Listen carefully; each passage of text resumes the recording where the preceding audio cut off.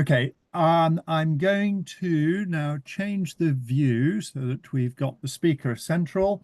And Kate, you don't need any introduction. I hope you don't mind No, if I simply allow you to introduce yourself. You've been our not only very good friend to the Peace Group, but of course you've also been speaker on many occasions. So we're really, really grateful that you've been able to give up your evening before rushing off to North Kensington. The floor is Islington. yours. Thanks Islington, very sorry. much. Thanks very much. And hello, lovely people from Faringdon Peace Group. It's always a pleasure to be with you, and I'm sorry I can't be there in person. Hopefully there'll be another occasion, preferably in warm weather, so we can go outside in that lovely garden of your meeting house. Um, so to address the question this evening, the world seems increasingly dangerous and unstable. The talk of World War III is not uncommon, especially in the tabloid headlines. But it's not just a tabloid question, it's not just hype, it's a matter, I think, of concern to all of us. So, what I want to look at is how likely is that, and what forces can offset that risk of nuclear or world war, and how are those forces balanced in the world? Well, I think one measure of where we're at, how likely that kind of war is, is the doomsday clock, something that we're all familiar with. We know it's 90 seconds to midnight, which is as close as it's ever been. So just drilling down a little bit into that assessment of those scientists, why have they come to that conclusion? And I think pretty much they do summarize the key challenges that we face. First of all, of course, the Ukraine war. That's perhaps a major driver there. Secondly, extensive modernization of nuclear arsenals, and of course in this Britain is one of the main culprits, certainly in terms of arsenal expansion.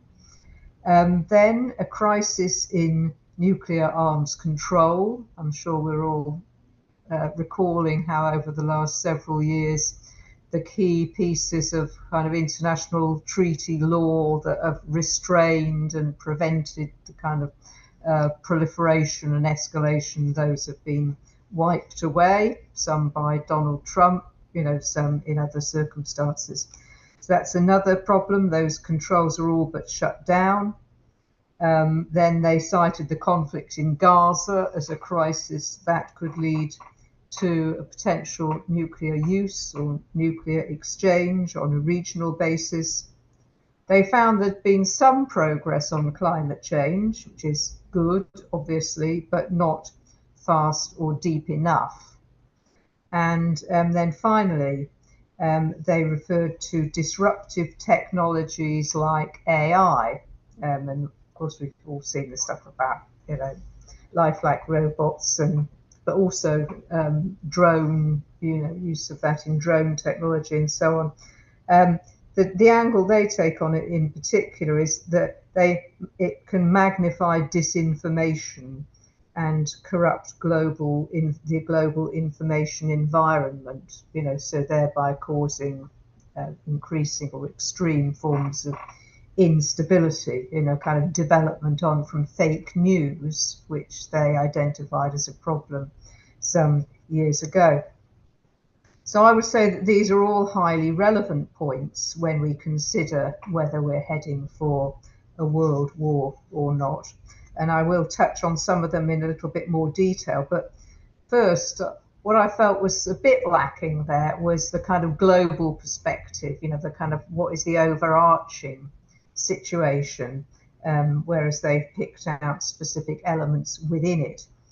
And my take on it would be that the key problem is intensifying militarization on the nuclear front, but not only on the nuclear front, and in particular expressed through expansion of military alliances. So NATO, of course, celebrating its 75th anniversary next week, hearing all kinds of terrible things trailed ahead of that, increasingly globalized NATO. Also AUKUS, bit of the US, UK and Australia military nexus with the nuclear-powered submarines coming on stream. They've been trying to get Japan and other countries involved in that, so kind of increasing militarization of alliances and other bilateral and regional military alliances. So this is largely driven by the United States, which is the biggest military spender. I'm sure you're all familiar with the kind of the graphs and so on, which show that the US spends more on military than everybody else put together, in spite of what you hear about increasing spending in other countries, which of course is there without a doubt, as others strive to catch up a bit. So there's this kind of unhealthy dynamic of kind of increasing arms spending, increasing militarization, and so it goes on. Personally, I have heard this obviously from others in the peace movement. I often identify the Wolfowitz doctrine of 1992 as a kind of element within this global dynamic. This was 1992, immediate post-war situation. US administration decided that the US was now the single global superpower and it should make sure it stayed that way, which means that, as was spelt out in the doctrine at the time, it would be willing to use military power and other forms of force to maintain itself as the single global superpower. And that has been US policy ever since, and in the opinion of many, that is what is driving towards the potential conflict with China. I mean, at the moment, obviously, we're kind of wrapped up somewhat with the potential direct conflict with Russia, but the conflict with China is potential conflict with China is generally seen by sort of analysts and defense pundits and all that as the kind of, the great threat ahead that is coming down the road. NATO expansion is obviously part of this process. This has developed largely since 1991, when the Warsaw Pact was wound up. I'm sure you're all pretty familiar with this, so I'm not going to say too much about it. But only it struck me how rapidly NATO changed, because during the Cold War, it never actually went to war at all. It does appear that it was a defensive thing, as it said in its mission statement. But since 1999, when it changed its mission statement to be possible to engage in out-of-area activities and so on, and when it started its expansion into Central Europe, 2 years later, it was at war in Afghanistan. So that's how rapidly it changed from being a kind of North Atlantic defensive thing to a global actor engaged in out-of-area activities. The NATO thing is controversial, obviously, and I think we're going to be seeing this coming up, not just in the context of Ukraine, which is dangerous enough, but I think that if we have another Trump presidency, I'm sure we're all aware about his kind of ambivalence about NATO. And I think there's a lot of questioning over, well, is he really ambivalent about NATO, or is he just trying to get more money out of the Europeans? He won't support anybody or protect any country that's not paying in its full 2% whack or more. I think he wants to increase it to 2.5%. So there's that kind of question mark over what will happen if there's a new Trump presidency. And an interesting way that that's played out recently for us, some of you may have noticed that Macron, before he was kind of thrown off course by election problems, had been saying that, well, if we can't rely on the United States, we need to have some kind of a European nuclear so-called deterrent, not just France having nukes and UK having nukes, a kind of European-wide thing. And then some of the German political leaders jumped on this as well and said, yes, we need European nukes, hence the title of the forthcoming webinar we have called Eurobomb No Thanks, preventing European nuclear proliferation.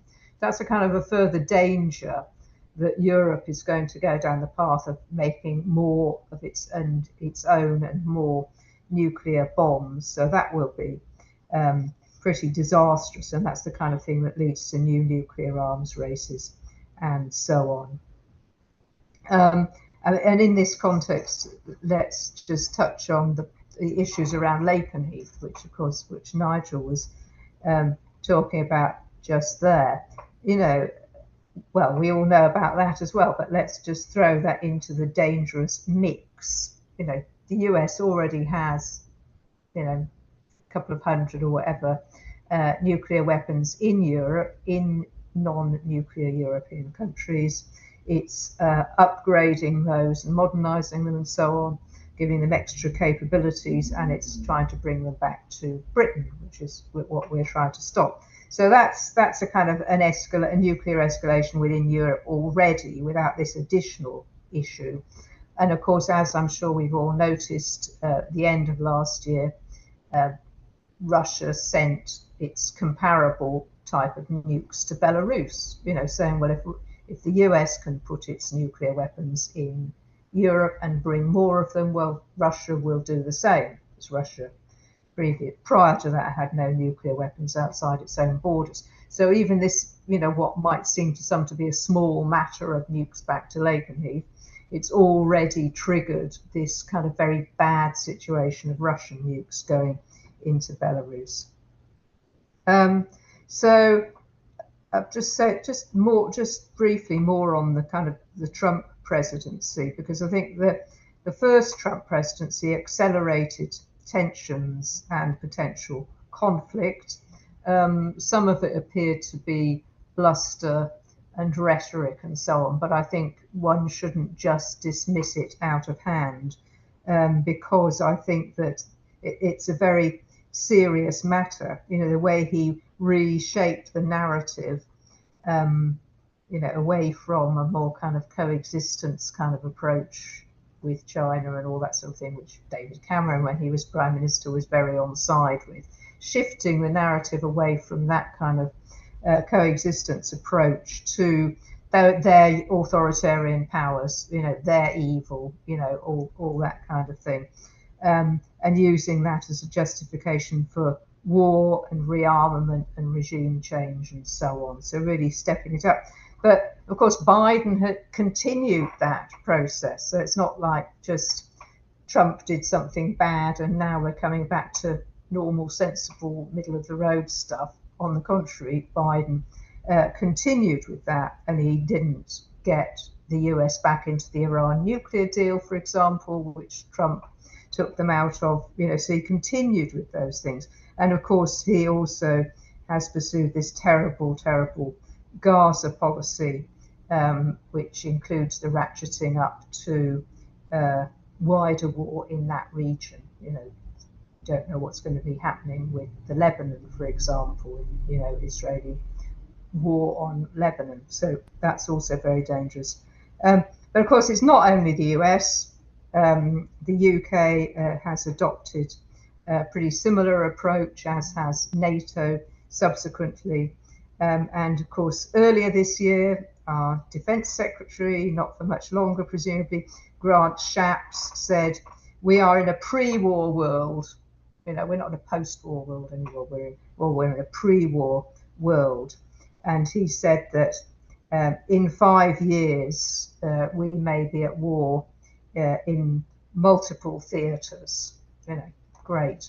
So he identified, places that we may be at war with as not only Iran and North Korea and, the usual ones that have been on axis of evil lists and so on, but also Russia and China. So, you know, that doesn't seem to be very sensible to me. To say that, you know, in 5 years, multiple theatres of war, including these countries. So his approach to that was not how can we, you know, dial this down and how can we kind of try and resolve these problems in a peaceful way. You know, problems there, let's talk, let's try and resolve it. His answer was pretty much, yeah, let's go and let's throw money at it, you know, so 2.5%, you know, more when they can get around to it. So shortly he's going to be out of government. Can we expect anything much different? Well, unfortunately not. I don't think we can discernibly expect anything different. And of course, during the election campaign, we've seen Labour leadership accusing the Tories of weakness and talking about their commitment to a triple lock on Trident and NATO and all those things. So, well, let's see what the next Parliament looks like. But before the meeting started, we were saying how important those voices for peace are. So, what if we don't change course and we don't break this pro-war, pro-militarist approach? Then I think World War III is likely. So, World War, yes. So, what are the forces then that stand on the other side of the global dynamic? You know, that are supporting world peace? Because although that seems terrible, and it is terrible, it's not all doom and gloom, you know, because there are many forces working for something different. And I mean, this may sound a little bit wishy-washy, but it just struck me that to a greater or lesser extent, most people actually, even in the United States, you know, would prefer a peaceful option to conflicts that arise. So polls show that in the United States, a significant majority, support a ceasefire in Gaza, as they do here, in fact, you know, so that is very often the case, you know, and in my experience over my whole time in CND, is that generally speaking, on questions of war and peace, governments are out of step with the majority of the population, and I think that holds good in most countries. For a while, I think people can be wound up by military and patriotic rhetoric. I was thinking about, you know, the early days of the First World War, you know, but then after a while, you know, when the reality becomes clear, that support dies away, you know, and then people start to mobilize and start to engage and stand up for something different, you know, something that's in their interest. And I suppose a kind of recent striking example here, because of course we see, you know, anti-war and pacifist movements in both Ukraine and Russia, of course, but here, at the time of the Iraq War, the Military Families Against War campaign, which you may remember, you know, people who had lost their sons and daughters in Iraq, and their courage in standing up to Blair and standing up to Labour, and, you know, that they were proud of their children or their fathers or brothers or whatever, but, you know, that they were losing their lives in an illegal war based on lies, you know, so people do change their minds about these things when exposed to the reality. So, I mean, just on that, I think it's a great sadness that Germany's peace policy, you know, which has been around since the end of the Second World War for obvious reasons, you know, very much anti-militarist and so on. Overnight, seemingly overnight, the German government changed its policy, you know, and became a kind of pro-war government at the start of the Ukraine war, you know, and that's been incredibly difficult for the German peace movement, of course. But that kind of ramping up of militarism and patriotism, I'm sure that has been a factor in the kind of increased votes for the far right in Germany, you know. Anyway, that's an aside, really. But I think harnessing and mobilizing people is one crucial force in the balance for peace in the world. Given that that sentiment is there, how do you bring people on side and mobilize them for peace? And of course, civil society organizations play a big role in this, like ours, like CND, like other peace campaigns, but also related campaigns, that are about things like global justice, for example. At the end of the day, it comes down to values in society and what we stand for. And there are huge alliances, civil society alliances, we're basically on the same side against militarization and war. So we need to be working together, thinking creatively about how to take that forward here. But of course, the most significant pro-peace forces, of course, aren't in the global north, packed full of weapons and stuff. It's actually the global majority of states, the overwhelming majority of which in the global south, of course, are already self-organized into nuclear weapons-free zones. So these kind of 9 nuclear weapons states, they are really a tiny minority. And the countries that pursue war and pursue preemptive war are a very tiny minority. So I take increasing inspiration from the countries of the global south, not least because of them bringing the Treaty on the Prohibition of Nuclear Weapons into force. That was, civil society support for that, of course, but that was led and championed by the states of the global south. And if you look at the states that have signed up to that and ratified it, overwhelmingly states from the global south. And that is often in the face of bullying from the US, from Britain, from other nuclear states. So that's very, very significant and obviously underreported here, but not to be underestimated. And then I suppose that until recently, I wouldn't have mentioned the UN in this context because, the UN can often be pretty weedy and useless, to be blunt. But I think on the question of Gaza, the terrible situation in Gaza, I think the UN has really spoken out, and I'm full of admiration from Antonio Guterres, really saying it like it is, and all the different UN agencies that have been speaking out and doing incredible work. So I think that is a force for good and a force for peace in the world. And there are also many institutions globally. I was reading a document that came out from the International Peace Bureau recently about common security and developing a new common security architecture.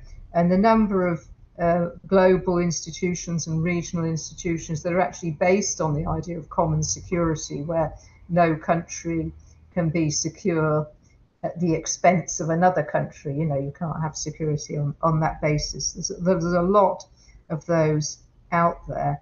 And I suppose not surprisingly, a lot of the countries that subscribe to this kind of approach are countries that successfully defeated their colonizers, within living memory, so they've been able to bring about a really significant change in their own societies, and obviously perhaps don't feel as kind of disempowered as we do here on occasion. We don't always, I'm sure, but that feeling that it's very difficult to change things. So I think, to conclude, Chair, that an alliance between these forces with the popular movement, there are progressive countries in the global north too, international law is on our side, many religious faiths are on our side. There is so much going for the forces for peace, and I think that we need to do what we can. We have to turn back this small number of powerful states. And I think our campaigning work for peace, for nuclear disarmament, against war, however hard sometimes it is, we must keep on doing this, because we never know which will be the last straw that breaks the kind of back of the war camel, was probably unfair to camels, but breaks that log jam, and it will tip the balance in favour of peace. Thank you very much. Thank you. Thank you very much, Kate. We'll just change the view back to gallery so that everyone can see everyone. Kate, that's I'm glad that you finished, that you started with the negatives and then the second half was all positives. At least it gives us something to be grateful for. Question time, by all means, be prepared to take yourself off mute. I'm seeing, am I seeing any hands raised? Jenny, did you raise your hand or were you just kind of fiddling with your microphone? Take yourself off mute. Take yourself off mute. Jenny? Yes, sorry, I was just changing to gallery view. I see. All right. But thanks okay. Well, maybe I could start with a question. Kate, you were very positive about the different organizations that are working for peace. But one thing that I find disappointing is that in the 80s, for example, when many of the peace groups were kind of set up because of Cruse and Trident, it was very often younger parents with children. I just remember the coaches going to London, for example, and you looked around and it really was the younger generation that was inspired to take action for peace. Admittedly, it was a very, very different climate because, the commonest reaction perhaps was someone winding down their window if you were in the marketplace and saying, fuck off back to Russia, you bloody commie type thing. Whereas you made the point, I think a very good point, that now most people somehow do support peace, but they aren't necessarily willing to campaign for it. So we do see things like Just Stop Oil or Extinction Rebellion that is clearly inspiring the younger generation, but the peace movement seems to be getting older. What are your thoughts? What are my thoughts?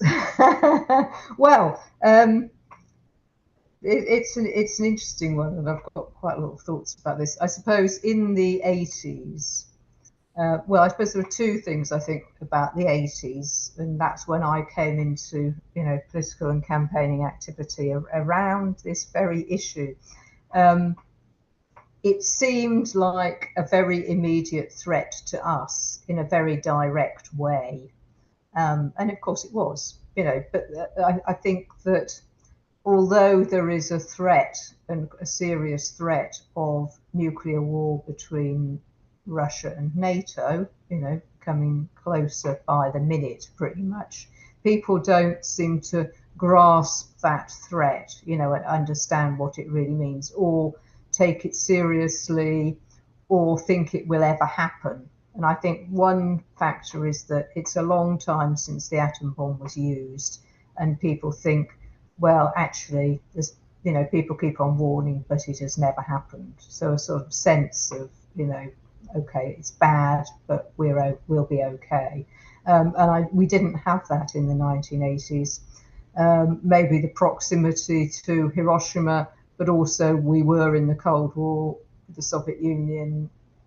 We were on that front line, or we would be on that front line when those Cruse and Pershing came to Europe.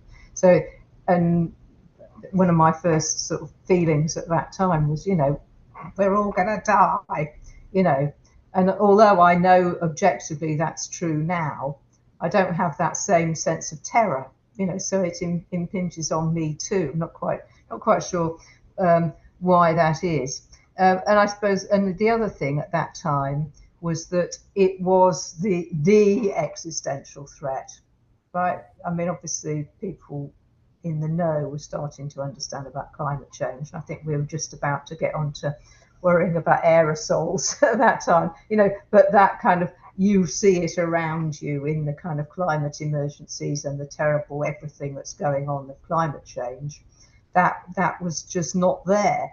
And now, as you rightly pointed out, many young people are really seized of the climate change issue as an direct existential threat to them, which they are already experiencing, and they will take up, verbal cudgels or whatever, or go out on the streets to address that. And hand on heart, I can't say that that they are wrong to do that. Climate change has to be addressed. So that's I respect their decision to do that. And then, of course, the other thing is, on the Gaza demos, which are essentially demonstrations for peace and very humanitarian demonstrations and wanting to end, this terrible suffering, they are massively young, really overwhelmingly young people, and that stuff around the student occupations, that is, when did we last see that? Well, there was a bit of it around the Iraq war from young people and, going out of school. So I think war and peace is something that does motivate the younger generation. And that's to be welcomed. Now, of course, we want them also to be aware of the dangers presented by nuclear weapons. And we do have youth and student CND. We do have some youth and student CND groups doing stuff. We have young people coming to help out on the demonstrations and do things with us. So they are there, but in their majority, rather than coming to us or even to stop the war or something like that, they are going to the most immediate things, like climate change and the Gaza protests. So one of the things we've done, you've probably, hopefully some of you will have already donated to our advert appeal. Every year we have, this round the autumn, we have adverts somewhere, either in a newspaper. Well, this year we've decided to do, because I think last year we did buses and adverts around the country. We decided to do London Tube adverts about the threat of nuclear war and take action, join CND. And we're doing them at stations near big conglomerations of universities and students. So when they're on their way into university in Freshers Week, they will see this messaging. So it's a bit of an attempt to kind of, you've come out for Gaza, you've become politicalized, this is great. Also be aware of this other terrible threat and, come and get involved with us. So I think there's no kind of easy answer to it, but I don't think it's something we should be too dismayed about. We just need to keep on working and getting people involved, of all ages. And there are young people out there too, and they will and do join us. Not as many as we would like, but they do, It's not, don't worry too much about it, Thank you, Kate. Peter. Thank you. I just wanted to bring your attention to two things that I found interesting recently. One is a film about the expansion of NATO into the Nordic countries. And I've just put the link in the chat to that. But it is really, there's some extraordinary graphics in the film that show the spread of US bases into the Nordic region. And it is well worth a look. The other thing that I've found very interesting recently is the book Nuclear War, a Scenario by Annie Jacobson, that I'm sure some of you, I know some of you have read. And that is, I think, a very, very readable explanation of the sort of world we're in, where nuclear escalation is almost inevitable once nuclear weapons are deployed. And there's again, in the chat, I've put a link to a very interesting interview with Annie Jacobson, which I think is well worth a look. So I thought I'd just mention those two things. And I'd be really interested, Kate, if you have any thoughts on either of those two topics, the Nordic expansion of NATO and that book. Yeah, well, I'm not aware of that book, but I'm going to certainly take a look at that. So thanks for raising it. Yeah, the Nordic stuff, I mean, it's very dismaying, to be honest. You know, I mean, they've stood there a bit like a beacon of sensibleness for quite a long time, you know, and now, you know, going into NATO and so on. I mean, people I know in the peace movement in Sweden are, you know, pretty distraught about it, you know, and all the bases and stuff that's coming up there, you know. So I think what it means, you know, in the very short term is that we will be having stronger relations with the peace movements in those countries, and they do have good peace movements, decent peace movements. And in fact, one of the driving forces in the kind of Global Women United Against NATO, which is kind of offshoot of the No to NATO, European No to NATO network. It's two Finnish women, you know, who've just really seized of the issue and really militant and very creative, you know. So actually, we tend to, you know, we've been doing these things and having these relationships, you know, in a certain way for, you know, quite a while. Having new ideas and new forces coming in is very kind of inspiring and constructive, you know. So I think just continuing to work with them and finding new ways of lobbying and working. I mean, it's unfortunate we're no longer in the European Parliament, of course, you know, because that was, you know, prior to our exit from that, it was quite a fruitful arena for discussion and solidarity and working together, you know. So, for example, in about 2008 or whenever it was, we were helping the kind of nascent peace movement in the Czech Republic resist the radars, you know, the NATO radars there, which we were quite successful in. You know, there were people, they were getting funding to produce materials and documents and research and so on from German left MEPs, for example, you know. So that kind of resource thing it is kind of lost somewhat, but you know, we just need to keep those solidarity and cooperation links as strong as we can. Thank you.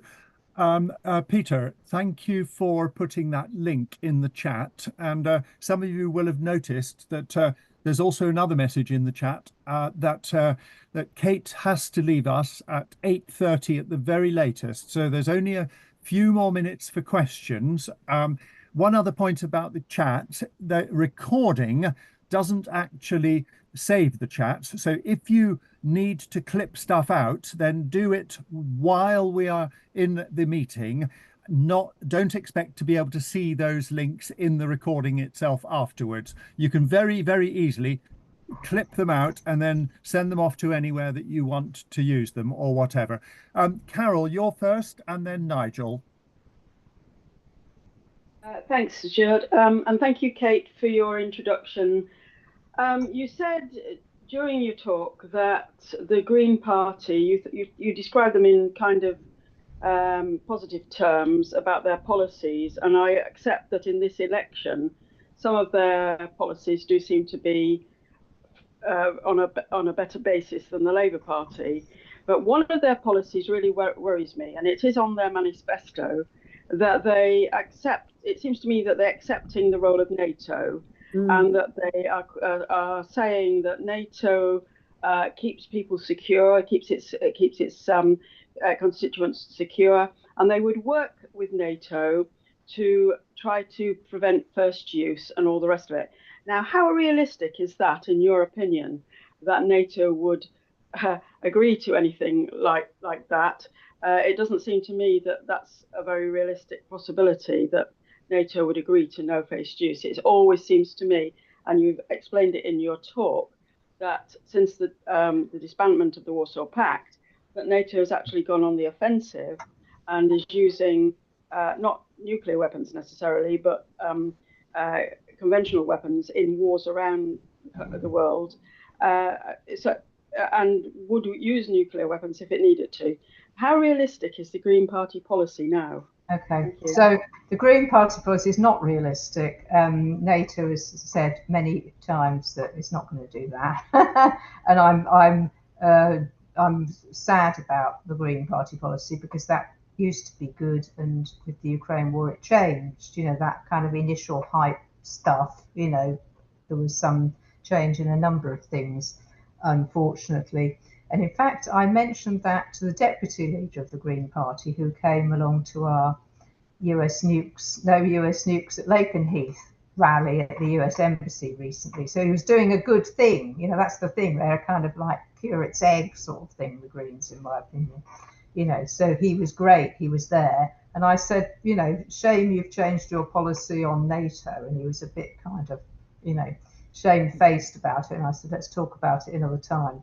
But it's pretty bad. And I gather that one of their two leaders was really bad on the BBC, some BBC thing the other day about nukes. So whereas Carla Denyer was kind of really good anti-nuke stuff, he wasn't really standing by her on it. So that's sort of put me off voting Green tomorrow, actually. I haven't really got many choices.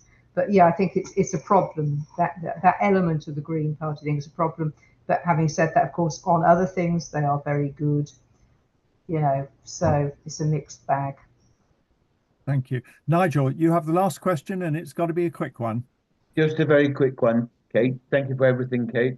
Just a quick one. We have two airfields here locally.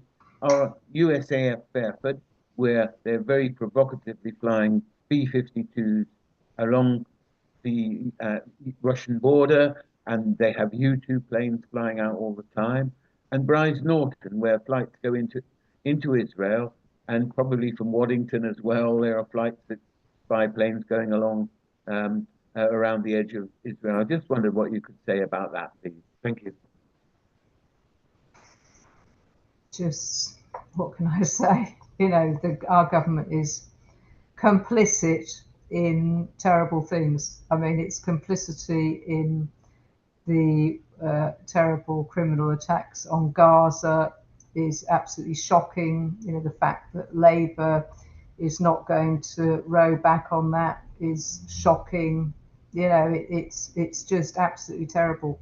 And at this point, I just pay tribute to Declassified UK, who've made so much information available to us, you know, about the role of the RAF bases in Cyprus, for example, you know, and all kinds of shady things, you know, and also, of course, the work of Nuke Watch, you know, and others who, you know, really make it possible for us to know what's going on, you know. So I think raising awareness of this is crucial, and also, you know, our government's provocative role vis-a-vis Russia. You know, we know about Boris Johnson, you know, putting paid to peace talks when he was still Prime Minister, but, you know, that kind of escalating that is still going on, you know. So, you know, all the more reason to keep working around these bases and what happens at these bases. And I regret that CND doesn't do more on those key issues, you know, but it's, you know,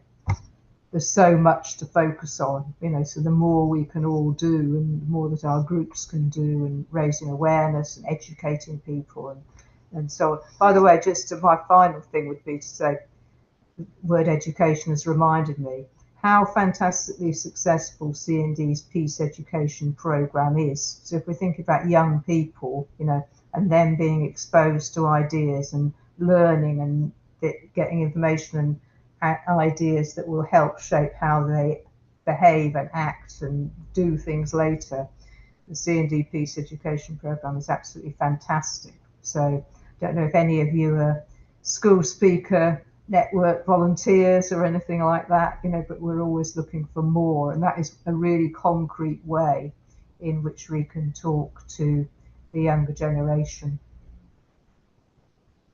On that note, Kate, thanks again, and as always, a very informative and talk, and lots of food for thought. Hopefully see most of you on Saturday at the party in the garden, and Kate, we'll allow you to rush off to North Islington. Thanks very much. And Have thank a you lovely very much party. indeed. Thanks, everyone. Yeah, see you soon. Bye. Yeah, bye. Bye. I'll just clip out these notes before we close the meeting, everyone. So by all means, if you want to hang around for a little bit longer, then obviously that's not a problem. But I think probably other people want to rush off as well. There we go.